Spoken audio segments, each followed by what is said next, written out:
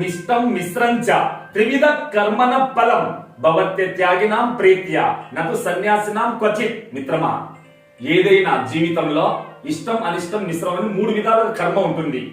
కనుక కర్మ రహస్యం తెలుసుకొని బతుకు.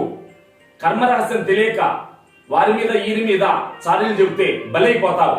మిత్రమా, ఒకరోజు ఒక స్త్రీ పాలకొండ నెత్తిన పెట్టుకొని మూత లేకుండా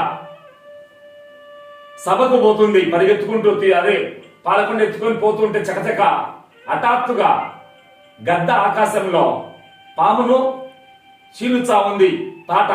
ఆ టైంలో పాపం పాము విషం కక్కింది. ఆ విషం నేరుగా పాలకొండలో పన్నది.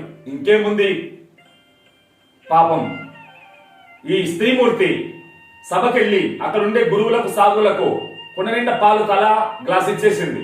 వాళ్ళు పాలు తాగిండ్రు, అందరూ పడిపోయిండ్రు, ప్రాణం ఇచ్చింది. ఇంకేం, అయ్యో దైవమా ఇదేమిటి ఆశ్చర్యం. పోతే అప్పుడు ఆ పాపం ఎవరికి పట్టుకుంటుందో చెప్పు మిత్రమా, నువ్వే చెప్పాలి.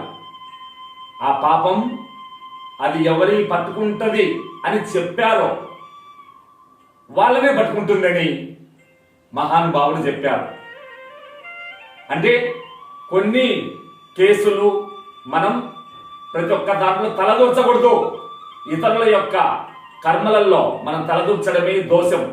లోపం పాపం లేనివాడు లోకాన ఎవడున్నాడు?